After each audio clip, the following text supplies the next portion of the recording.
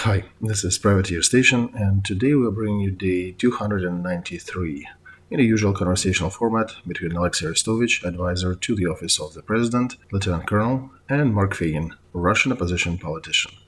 Enjoy.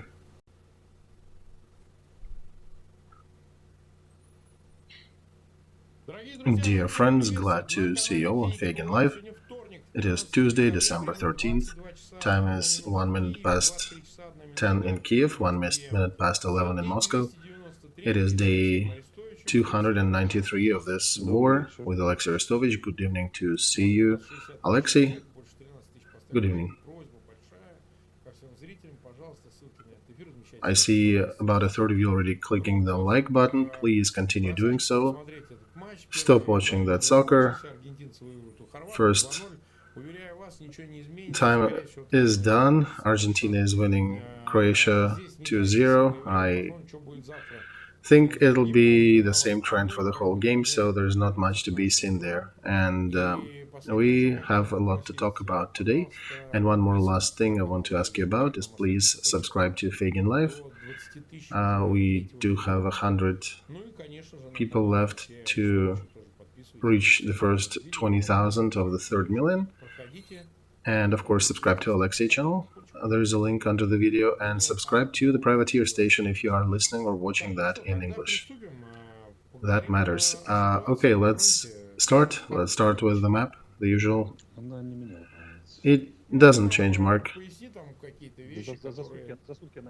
In 24 hours, things usually do not change. Tell us a little what's going on anyway. Well, the situation is the same. There are two hot air parts from Marinka to Svatova. That's the southern part of that eastern line, and then from Svatova Kremenaya, that's another part. They're not dropping their idea to continue in little offensive maneuvers. We concentrating our effort on defending that line. And it's indeed wave after wave after wave of inmates. On some directions there are Russian cadre, and some others have a mix of cadre and mobilized troops. And usually it's refitted cadre detachments with newly mobilized bodies. And they usually try to put the mobilized groups, if they exist, between whenever they go out to fight, somewhere between the cadre and the inmates, so they don't bear the flank if they decide to run. And Alexei, I was reading up a little about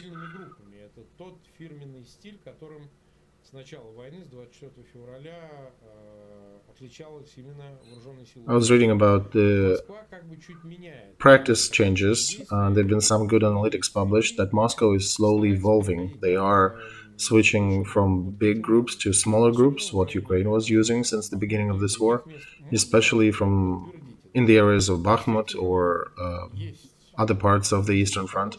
Can you confirm that they are indeed somewhat learning and changing? No, Mark. This is not exactly Ukrainian tactics, because our tactics was defensive. They are, I think, actually I can say here that they are attacking in small groups, not because they're so cunning, but it's a factor of how big of a group can they control. How many people can they control to actually continue the offensive attempt? And the level of their coordination, the level of their ability to manage their troops is so low that we haven't seen attacks at a company level for too long. Very often it's literally 4 people, 10, maybe 20. 30 is a lot. Whenever we see 30, that's plenty. That's unusual. What they're learning the tactics of infantry. They cannot do much with the equipment. The moment any armor appears on the battlefront, our artillery destroys it. But with infantry you can still do things. They can hide in crevasses of the terrain. You can put a quadrocopter, a little UAV, flying over that to give them eyes. You can give them a couple more little groups with them. So if they capture a trench, those groups may help them to hold it. So there are different things they can do here. What we also see is that behind the curtain of that very thorough group of inmates, thorough in terms that it's being thoroughly destroyed, on the front, behind that, they are indeed preparing. They're indeed preparing, they're mobilized. Today Kuleba mentioned that, so I can speak out loud about it.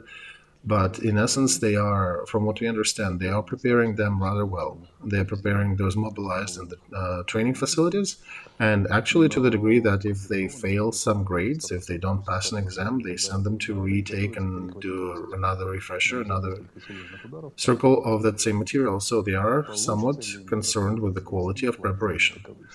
And we understand that they are planning to bring them on the front pretty soon and have another attempt at us somewhere between mid-December to February. And what people are talking about, that maybe there'll be a second front open in Belarus. No, for the most part, all these people, if you track where they being, even though they are prepared in Belarus territory, they're being sent. So far, the ones that trained were sent out to the Bakhmut area, to the Eastern Front. But as a core, we understand they're trying to hold our group at the front and to hold us from causing any more offensive operations, doing any more damage for them. But in the meantime, they are preparing another significant group to throw into the fight soon. They found a very cruel, a very socially engineering way, I guess, solution, the one that will not be possible in more civilized countries, to waste tens of thousands of inmates in futile attempts to capture certain territories and probably do some sanitary cleaning of their prisons as well, and hold us at bay, hold us at the current line, preclude us from continuing with our offenses. And now they're full of optimism and courage, and they think they will be able to change that situation and capture the strategic initiative again. That's their goal, to recapture that. We'll see what happens, because we, of course, we're not going to sit down and wait for them to get the initiative back. But situation on this operative strategic level is somewhat concerning, because they are going to throw those prepared people as a group into the fight sometime soon. Okay, 200,000 are watching us. Please continue sharing the links to that stream. Perhaps drag those who are still finishing to watch the semifinal from the TV back to YouTube or wherever else you're watching it. So, why then Lukashenko is partaking in that training process? Why Belarus is so active in it? Is it attempt to prove something to Moscow? Is it indeed prepare them to throw them from Belarus? No. It's he's being forced by Moscow to partake in that. Moscow is asking him, and Lukashenko is helping. He is trying to do what he can. And he is kind of going between the raindrops without starting the war, without starting full mobilization in Belarus, but still help aiding Moscow in their efforts. We have another problem in Ukraine, that there are some people being hysterical about the probability of attack from Belarus. I am not going to name names here, but some of them have been fighting for 9 months already, and it's upsetting that they're still part of that Belarus hysteria. Maximum what we expect Belarus to do is minor provocations on the border. Maybe shell some of our guards and then withdraw. Lukashenko is trying to hold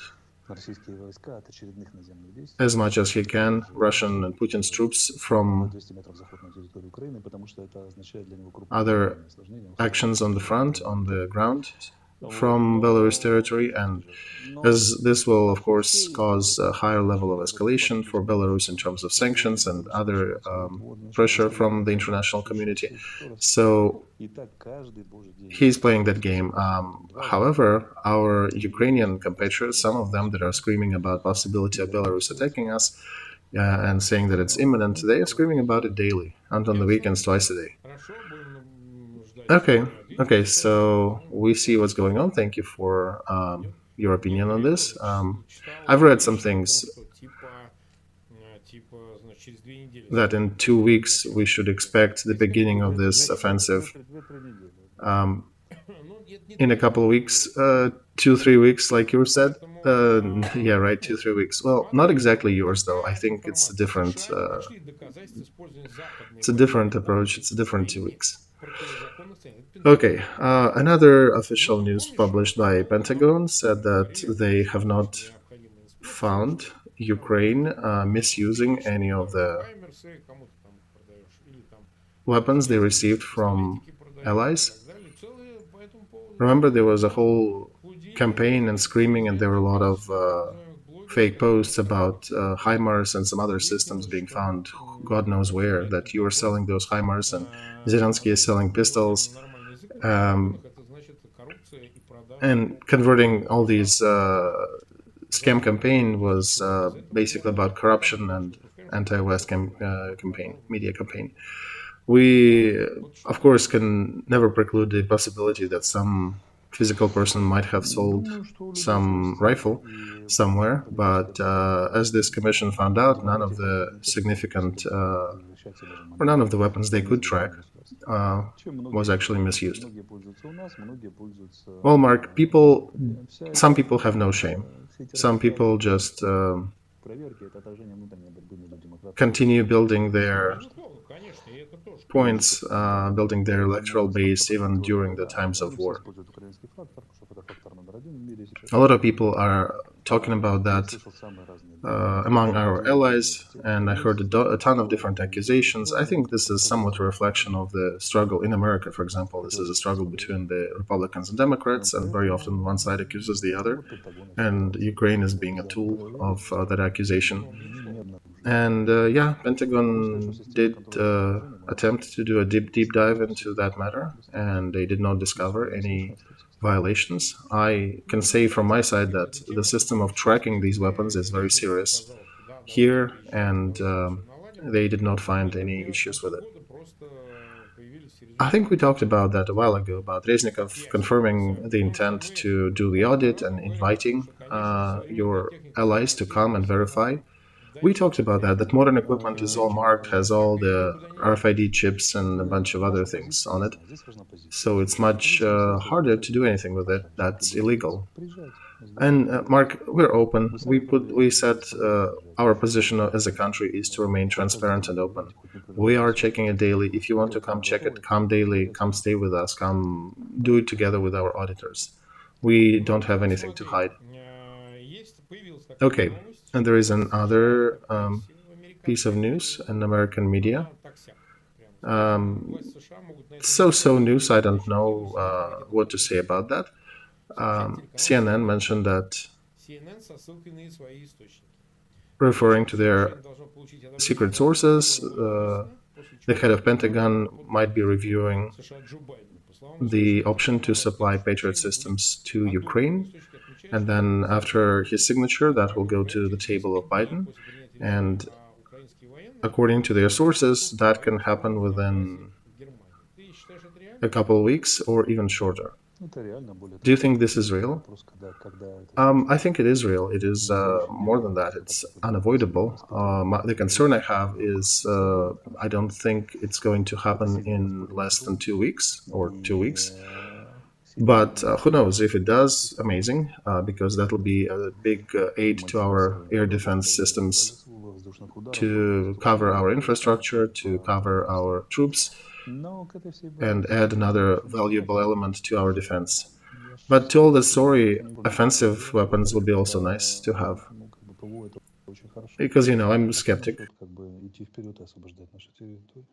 Until I see all that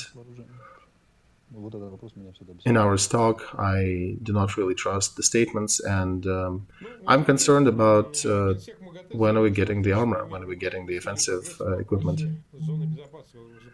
So the head of International Nuclear Commission stated recently that they are approaching some agreements about the Zaporozhye nuclear power plant, and Macron also chimed in one of his interviews about that same. So, as we understand, there's probably some consensus, some work around that transfer, probably implying some benefits to Moscow, because otherwise, why would they be even talking about that nuclear power plant? The reports are saying that Russian troops are withdrawing heavy equipment from that area already. So, do you think that's possible? And do you think that agreement may happen before the end of the year? The exchange? Well, Mark, who knows? Frankly, they're always bringing some weird things in relation to these exchanges, some fertilizers or something else, or removing some of the sanctions. So, I don't know, will it be a lift of the existing sanctions or delaying of further sanctions in some parts? But do you think there is an agreement? Yeah, sure.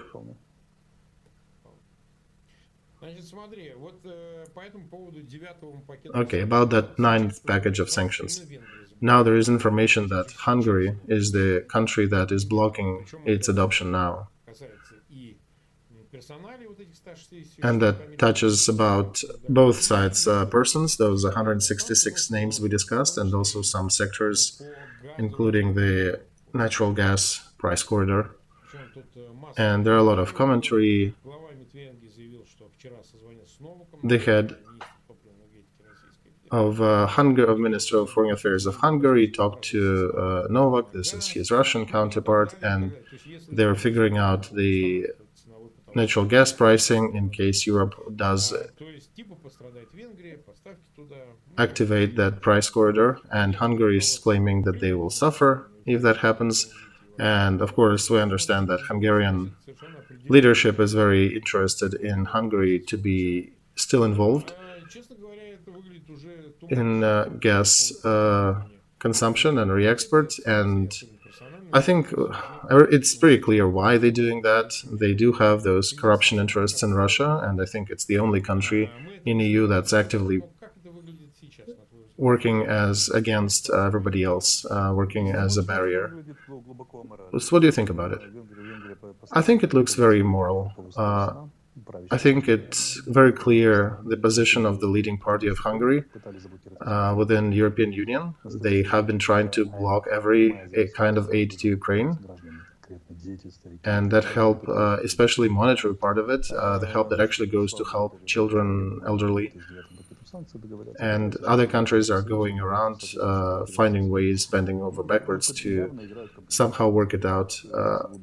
And it's visible that Hungary is playing on the Moscow side of the field and playing against their colleagues in the European Union. I think they perhaps will be risking the Hungary membership in their organizations, because such collaborationist position that deviates so sharply from the group position of the whole organization, both of them, NATO and EU. And every time when over 30 countries, plus minus, make a joint decision, make an effort to agree on something, there is one country that is playing on the Moscow side against them within the organization. And it's just one ruling party that is doing that, so it's interesting. And we did talk that politics should have some degree of morality back, return back into that, and position of Hungary is definitely not fitting for that future. When they're supporting Putin's regime, who actually openly awarded the detachment that was doing all these horrors in Bucha a special title. And it's not even that. That is not the most concerning part. The most concerning part is Putin actively threatening NATO. And here we have a NATO member actively collaborating with the open enemy and essentially sabotaging the defense and other measures, and working together with what is considered with the country that is considered to be the main enemy at this period of time. This position is totally deviating from the main goals of NATO and cannot stay unpunished for too long. Okay, let's. Good point. Good point. Let's see how the situation will evolve. Another important part is that Britain is not part of these European packages, and they're not part of EU. They have more flexibility. And head of Britain Ministry of Foreign Affairs mentioned that they are reviewing how to use frozen Russian assets to support and to pay for the aid provided to Ukraine. And also they continue their effort to make sure that people involved in this operation will also get some punishment and not just be mentioned in sanctions. So this is important. This is a lot of money. According to some data sources, they have about $300 billion there in assets, so frozen, and that Britain has access to. So do you think that can be used for transformers to rebuild your energy systems? So do you think the overall situation in Europe is approaching the point where they will start indeed taking the assets, the frozen assets of Russian oligarchs and Russian government? So Britain is indeed very interested in Ukraine's victory because that's part of their future position in the world. They do prefer Ukraine having won in that world, and I understand, according to their statements, they are eager to go that path. And for now, it's the start of rhetoric. It's the throw in of that opinion into the media and starting the discussion. But the fact that they're actually going to that, that's already good for us. It will not be soon. It will not be too quick. But if they start with personal sanctions to people involved in support of that war and in reuse of these frozen assets, that will be a good example for a lot of other countries. So that's very important what's happening there. Today, why I'm bringing that, because there was a piece of news that one of the deputies, one of the congressmen, has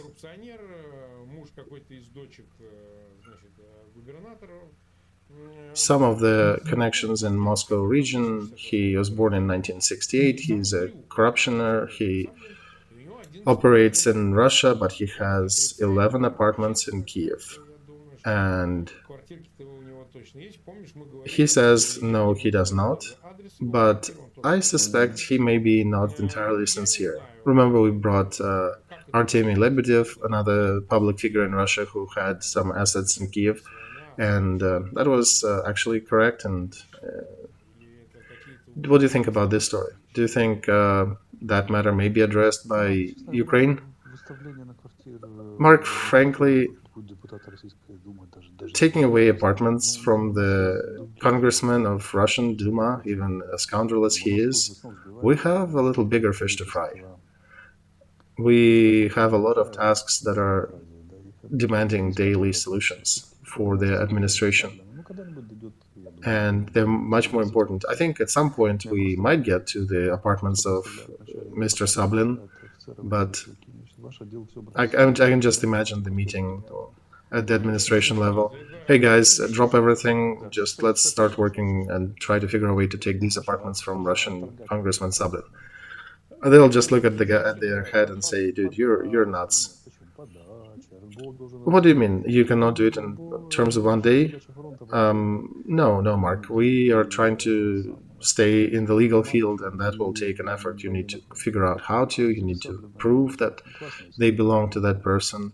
You need to do a lot of judicial logistics maneuvers around it. It is maybe an important part on the smaller scale picture, but Right now, we have a lot bigger tasks. We have a lot more things to address. Perhaps at some later stage, we might. Well, since we brought it up, maybe some other options are available. Right. Maybe at this point, some people's anger. Oh, yeah, right. That would be a good idea. Like squatters coming there, or yeah, right. Territorial defense may use some of them as their own facility. But the problem is, Mark, that very likely most of them are not into his name, and there are probably some other persons that he hides behind. So it's a little complicated. It's not so fast and clear. Another message I want to bring up is some hustle around Putin's statement. There were some expectations that he will be making some statements at the end of the year. And I remember it was a tradition since his early days, over 30 years, there were initially some expectations that constitution will hold his regime, will hold whoever he is, and everything will be all right. But in the lieu of these 30 years, we're seeing that Putin is using the constitution as his toilet paper. Today he is wiping his butt with judicial norms, tomorrow with constitutional rights of people. So, in that light, there's usually on the 27th ish, there used to be in that area some big statements, some speeches by president, and even his spokesperson came out and said there's not going to be any conference or any Q&A. So, do you think he has nothing to come out to public with? He doesn't. He's afraid. He doesn't want to look weak and to look more like a grandma than a grandpa. What's your opinion? Well, he's in a phase where they cannot really say anything serious about this war. He cannot even promise anything about this war. If he was honest, he could say that perspectives of this war are very foggy. There are no reasons even for cautious optimism.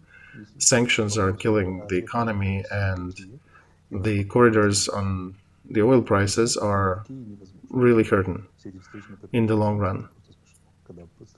And we cannot do any counter sanctions effectively against the countries of the world. So the country with 1.5% of world GDP versus the countries of total about 60 something percent of GDP, that's laughable. So if they had some limited successes, that would have been a reason for him to come out and talk. They could have highlighted them and overhyped them, but they are now in the situation where they cannot report anything about any single part of the front. If you look at the numbers, everything is in decline. I think their whole budget and other numbers are in a free fall, and there's nothing to even promise to retirees.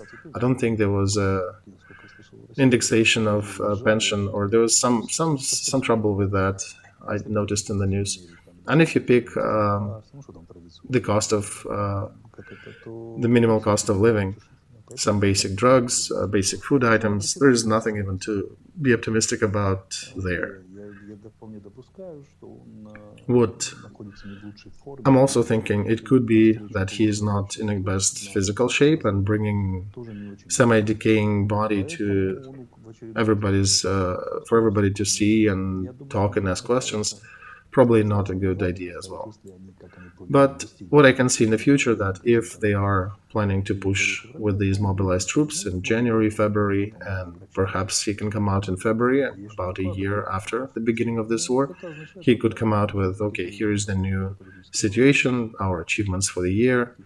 So that may underline that they are waiting for some either new agreements with the West, or hopeful for whatever reason that Ukraine will answer to them. And perhaps they have some optimism about the resource of mobilized troops if they can do anything on the front. Among other deals, I don't know, maybe they are considering some new deal with Turkey about oil and gas, something on that front to brighten their future. But again, questionably. Victories on the front, you still need to wait for a month and a half to even see if they will materialize. So that's a questionable overall situation for them right now. and they're probably pushing it back, pushing that conversation and this speech by Putin a little further out. Maybe then he will come out and say something like, well, we are under sanctions, we are suffering economically, but we saved our people, we achieved our goals in Donetsk and Lugansk, and something like that. I was even asked here, you were giving an interview to Dmitry Gordon and you were walking on the cemetery. Yeah, I did. Why did you walk at the cemetery? I don't know. He suggested, and I just agreed to walk with him, and that's where he wanted to. You said that in April Putin may be gone. Is that where you said that? On the cemetery? Yep. I said, imagine that Putin is no more, and they won't be even around, or let's say in April. I basically was talking about the Black Swans situation. He asked me, when do you think the war will be over? I will say that there are two different steps there. There's probably something earlier, something later. General consensus is about summer next year, and if there are black swans flying in, black swan events happening, then it can push it 2-3 months to the left or to the right. So he asked what swans, and death of Putin was one of the swans. If Putin dies in April, that will likely push the conclusion of this war to the left, and it will not happen in summer, it might happen right there in April. And this is not analytical category, this is just a probability. And death of Putin is incalculable as a strategy. It cannot be used for prognosis, but it could be used as a probable eventuality, as one of the scenarios. All right, I'm reading here. Head of the Ministry of the Foreign Affairs, Kuleba, mentioned that Russia is trying to revive its capacity for a big offensive sometime by January-February timeframe. And we see that, I'm not saying that they have certain dates that we know about, but we see definitely they are bringing more heavy equipment, and they're trying to equip and prepare those mobilized troops for that offensive. So why am I reading that? Some people are saying that you need to wait till the end of December for some action,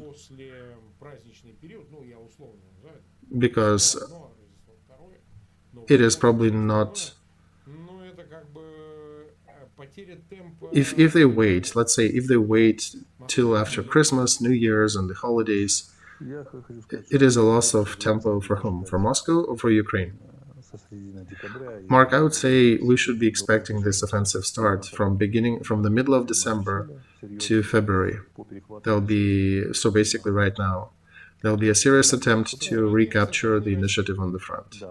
From Russia, right? Yeah, from Russia. Russia will try to capture the initiative. They'll try to break through in certain parts of the front. They'll try to probably capture some of the settlements or towns.